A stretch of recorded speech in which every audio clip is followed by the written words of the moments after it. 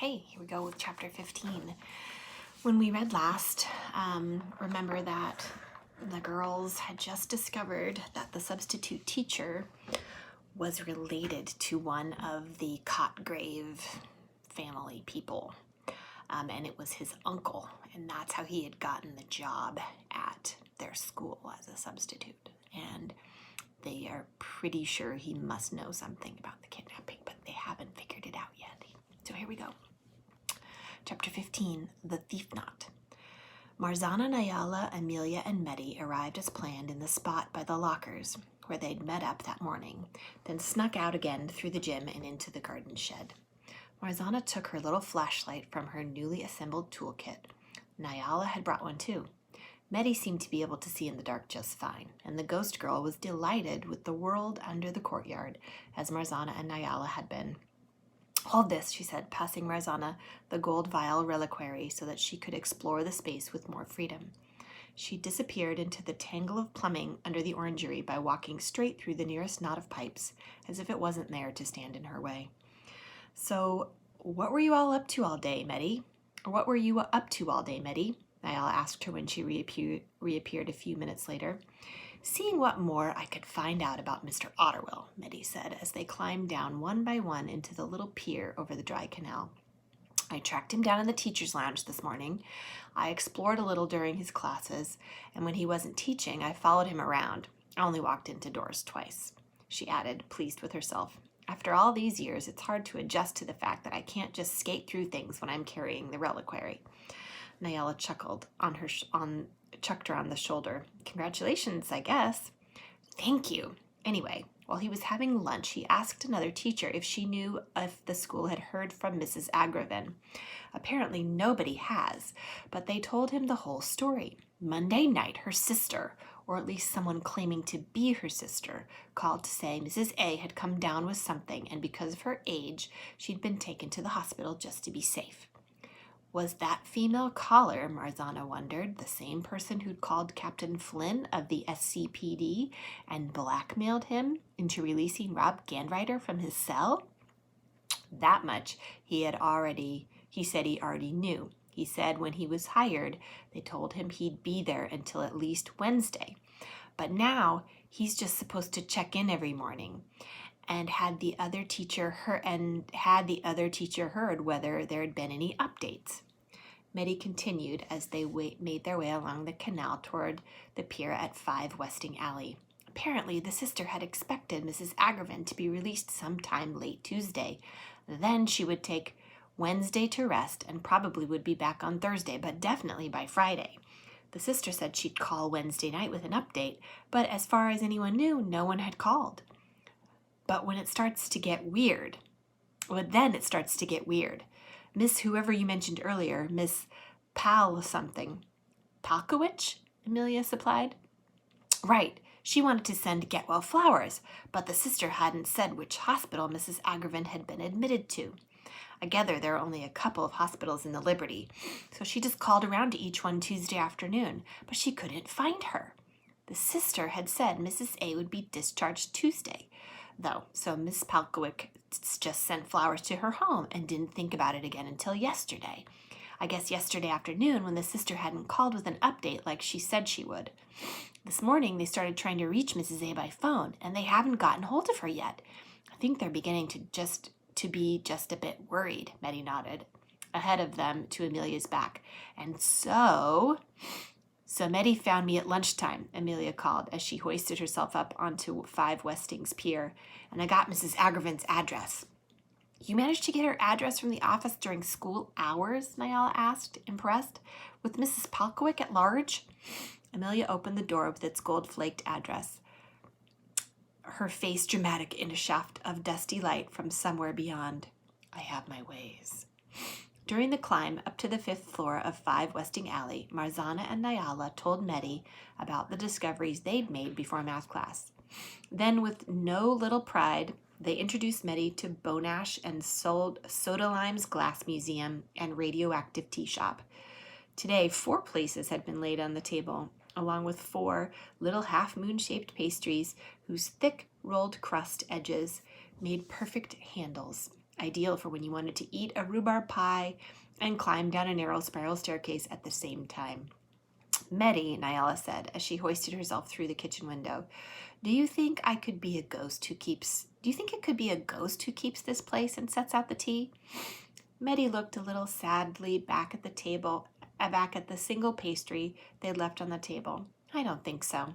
I think another ghost would have known I don't eat, though I did used to love rhubarb. A few minutes later, they dropped one by one onto the stones of Westing Alley and strolled out onto Hellbent Street. At Sir Royal Books, Lucky, occupied with a customer, barely looked up long enough to wave. Marzana exhaled a short breath of relief. Like Marzana and her parents, Lucky had been introduced to Medi at Greenglass House, but if she noticed her at all today, she didn't make the connection between the girl in the green and blue cap and Milo's otherworldly buddy, which was good. They could save that reintroduction for another time. Marzana explained the bargain they'd made with Lucky for space on the mezzanine, and since neither of the boys had arrived yet, she, Nyala, and Amelia got to work moving armfuls of books, leaving Medi to put them in order on the shelves upstairs, where no one would notice books disappearing and reappearing in different places, as the ghost girl picked them up and put them down. About 10 minutes later, the bells over the door rang again. Marzana paused in the act of carrying an armful to the stairs and waved to JJ and Ciro. This way! She held out her books to Ciro, who repositioned a long tube he'd been carrying in order to accept the new burden. She pointed him at the door to the mezzanine. Take these up for me, JJ. Come help me get the rest of the letter E. What are we doing exactly? JJ asked as Marzana loaded him up. Earning our bat cave, she replied, sweeping the rest of the books off the shelf and herding him up the stairs.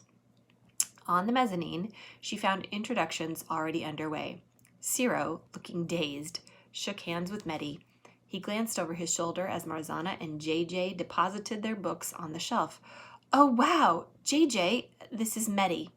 JJ straightened his stack of books in a neat horizontal row on one of the shelves marked poetry, managed to miss the dramatic reveal.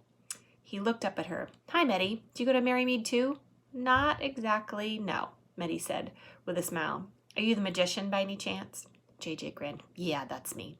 Cool, can you do this one? Medi flickered once, then disappeared. JJ squealed in a highly undignified way and grabbed the nearest person, who happened to be Amelia. She patted his head. There. Marzana knocked her knuckles on the table. Come to order, everybody. The setup was similar to down in the history room, with benches on the long sides of the table and chairs at the short ones. With only the slightest hesitation, this was getting easier, she took the chair at the end facing the stairs and sat. One by one, the others followed her lead. Nyala and Amelia to Marzana's left and right, JJ next to Amelia because he was still a little shell-shocked and she had to more or less steer him to his seat. Medi sat next to Nyala and Ciro took the chair at the opposite end. And then they all looked at Marzana. She swallowed. As the first order of business, I'd like to welcome Medi to the group. I met her over Christmas when I went caroling to an inn called Greenglass House with the Waits. Marzana looked down the table at her. Some of us are here because we grew up hearing about adventures our parents had, and we jumped at the chance to finally have one ourselves. But we have a rule that nobody has to talk about their parents if they don't want to, and some of us feel like we can't say anything specific. You don't have to either, Medi, but I want you to know you're in good company.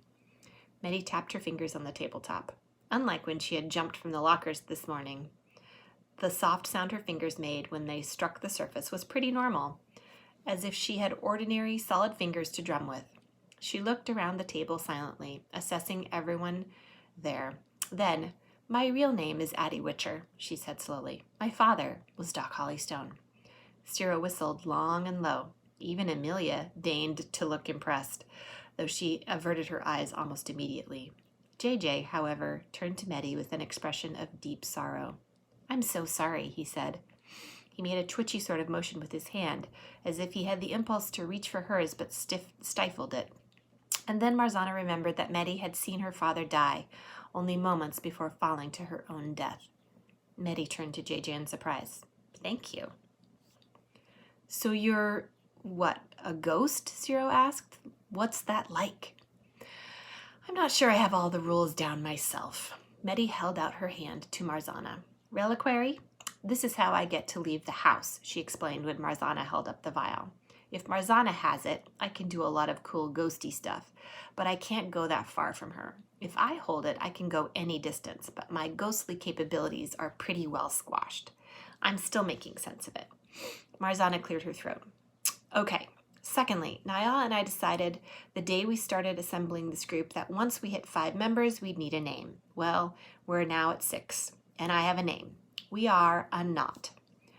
Like the Seidelry books, Nyala said, nodding in approval. A knot, like a crew. Yes, Marzana took the shoelace from her pocket and smoothed it out on the table. But we're not just any knot. With 5 pairs of eyes on her, she tied a reef knot in the lace and held it up. Reef knot, Medi said instantly. Marzana felt a momentary, entirely unexpected pang of jealousy.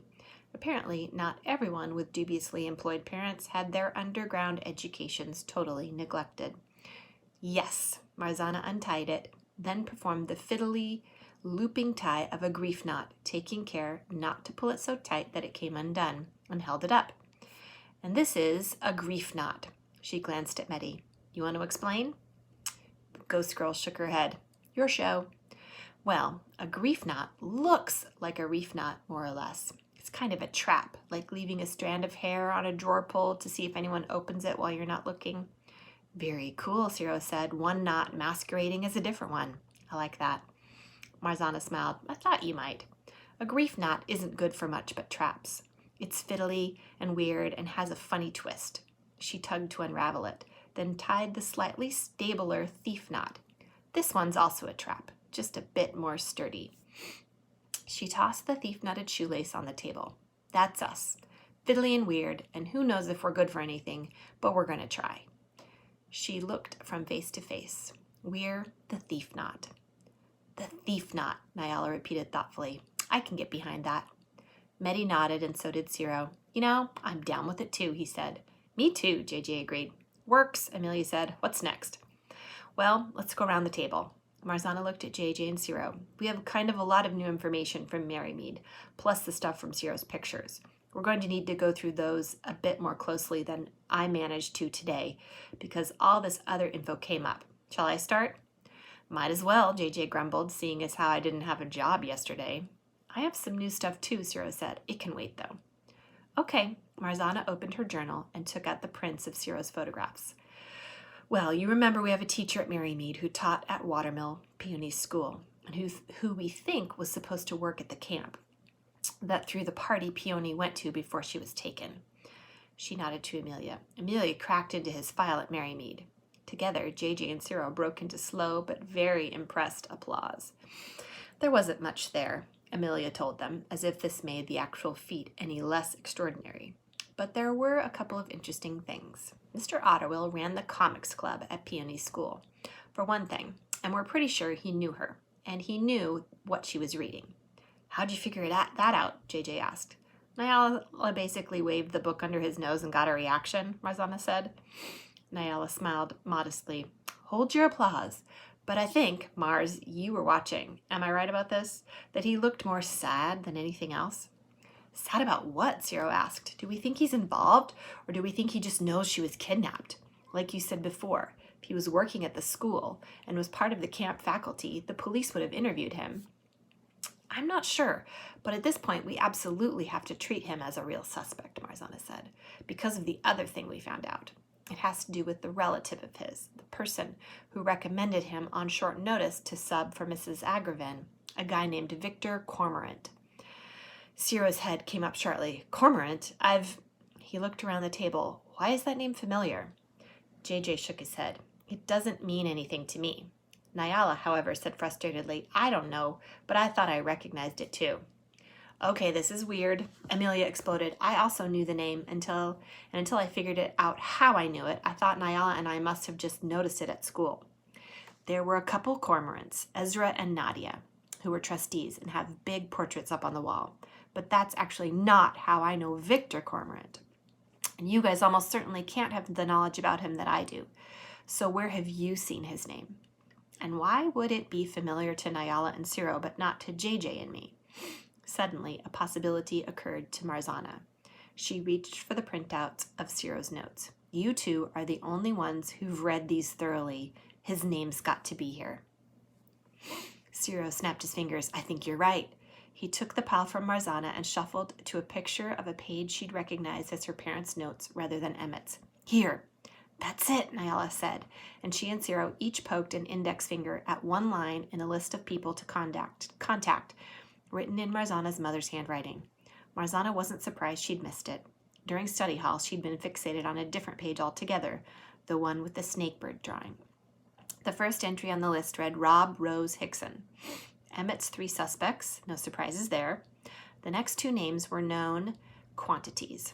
A friend of her mother's who worked for the Warder of the Liberty, and one who worked for a local newspaper, both of whom Marzana figured Mrs. Hacklebaron wanted to talk to merely in the interest of leaving no stone unturned. The second to last read simply Tasha, but the final one was Victor Cormorant. So that's one mystery solved, Ciro said, looking up at Amelia. Who is he then? Marzana took Stanton's aviary from her bag and passed it to Amelia, who thumbed through the snakebird entry and placed it in the middle of the table. Underworld types who specialize in information are called carriers. They deal in knowledge, passing information about anything and everything, including information about likely jobs that might be attractive to other underworld types. Excuse me. There's a very powerful knowledge broker in Gamerbund called the Snakebird. Amelia tapped the bird. His real name is Victor Cormorant. I'm guessing his identity isn't common knowledge, JJ said, glancing at Marzana curiously. Nope, Marzana and Amelia said at the same time. Marzana found the page with her father's sketch on it and slid it up next to the aviary. But my parents know. And Emmett, the guy who came to my parents about the kidnapping, asked to be introduced to him. It seemed like Emmett just wanted to find out if the snakebird had any information that might shed light on the case, but my parents seemed to think it's possible he's involved. And like I said, Victor Cormorant got Mr. Otterwell the substitute teaching gig. Cormorant's his great uncle. Mr. Otterwell is literally staying with him while he's in the Liberty. Your folks don't know about that connection, though, do they? Ciro asked. So why do they think Cormorant might be part of all of this? It has to do with him. Marzana tapped Rob's name on the list, on the first line of the list. These 3 are suspects. They're the ones Emmett originally asked my parents to look into. Rob's a pretty small-time crook, but he's the kind of guy who has connection to what my dad would call bigger bugs. He gets caught up in stuff. He was locked up in the city proper, and a couple of days ago, someone blackmailed a cop to let him go. Mom thinks the knowledge behind the blackmail had to come from somebody big. Maybe the snakebird. Let's go back to the 3 suspects. Amelia took out her own spiral pad and pen. What else do you know about them? Marzana considered. Apparently, Hickson Blunt is also a carrier, although my mom said she doubted he was good enough to have been the source of the blackmailer's information. And I heard a colleague of my parents say that this wasn't Rose's kind of thing, because she was a candy maker, though I don't see what that has to do with anything. Presumably, they all pretend to have straight jobs, right? I remember your mom said something about that Rob guy that I didn't understand, Ciro put in, about how every job needs a good fiddler or something, only I don't think it was fiddler.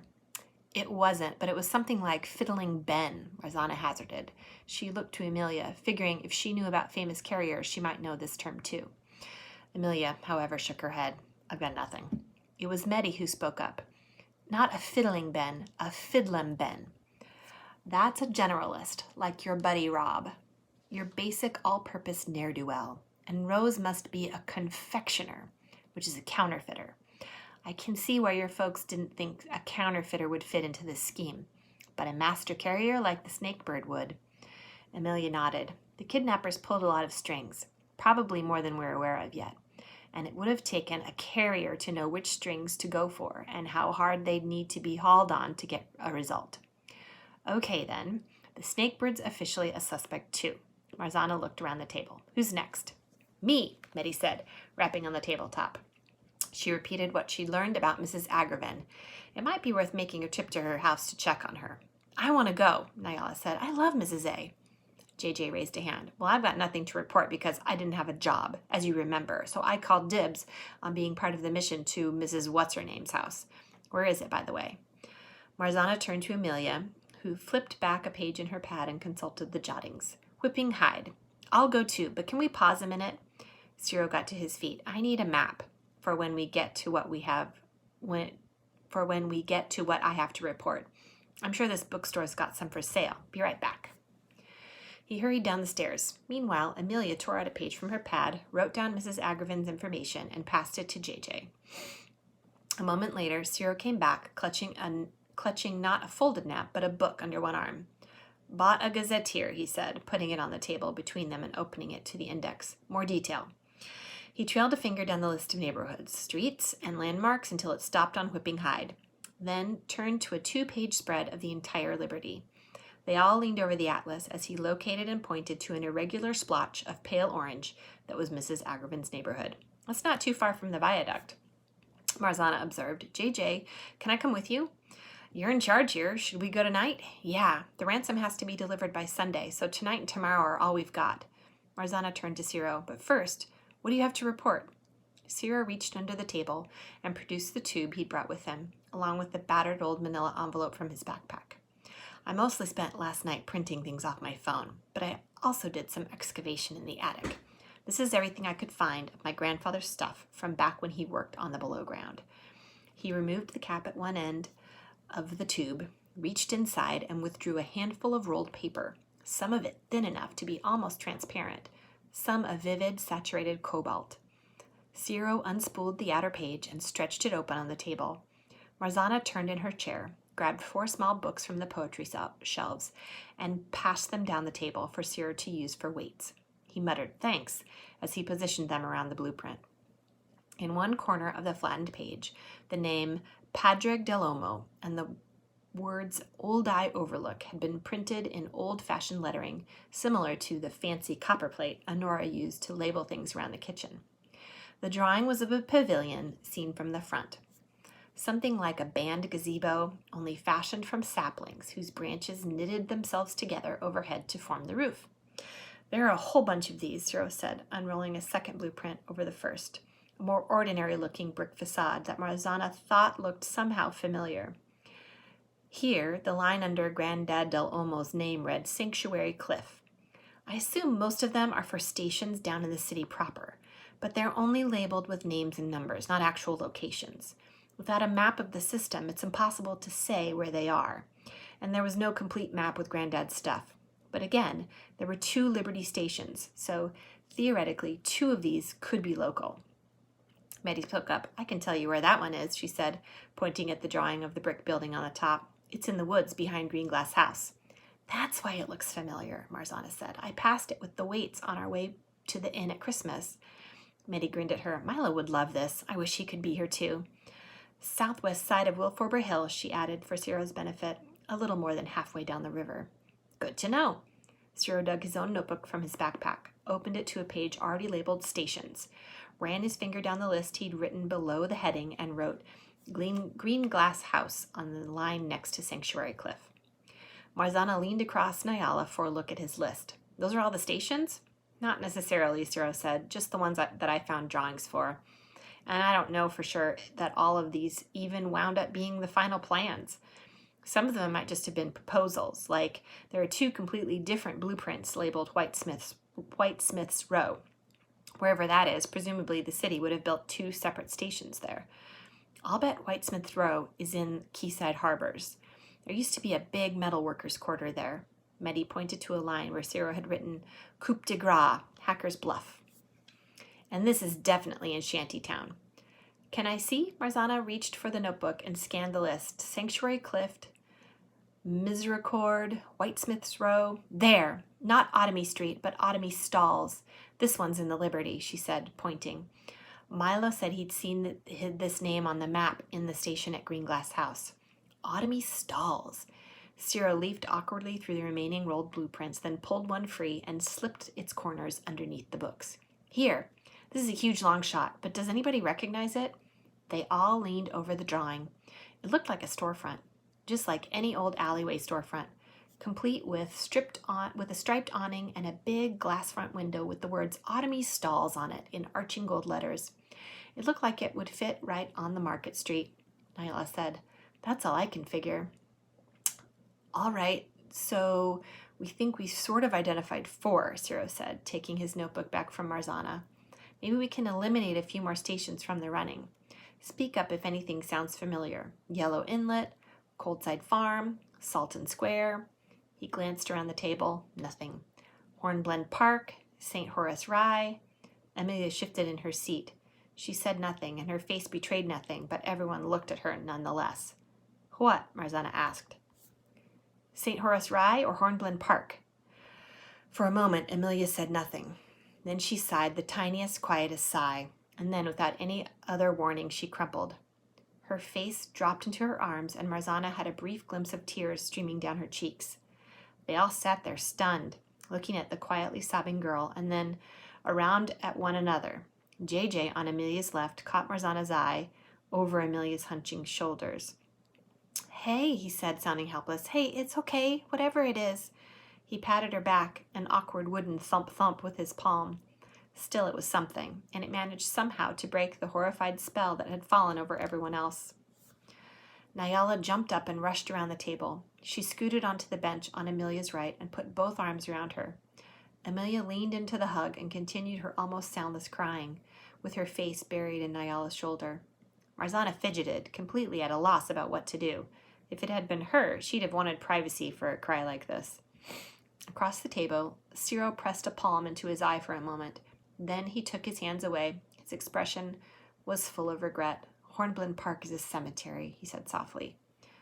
Meddy spoke up. Your last name's Cabot, isn't it? Your dad is Alexander Cabot. Then she glanced at the line where the cemetery's name was written in Cyril's notebook and corrected herself awkwardly. Or was.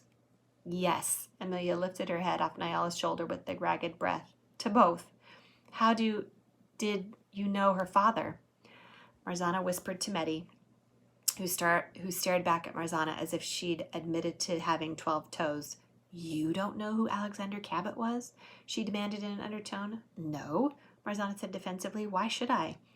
Amelia had been the first person to say she couldn't talk about her parents and what they did. The name Alexander Cabot meant nothing to Marzana, but Meddy clearly knew who he had been. Suddenly, Marzana wondered if she'd misinterpreted Amelia's reaction to being invited to join the knot. Perhaps that why me had not meant what she thought. Why? Meddy repeated, incredulous. Only because he saved your mom's life once. Dun, dun, dun. Oh my gosh. That's amazing. So they're connected and they didn't even know it. The next chapter is chapter 16, called Secrets and Findings.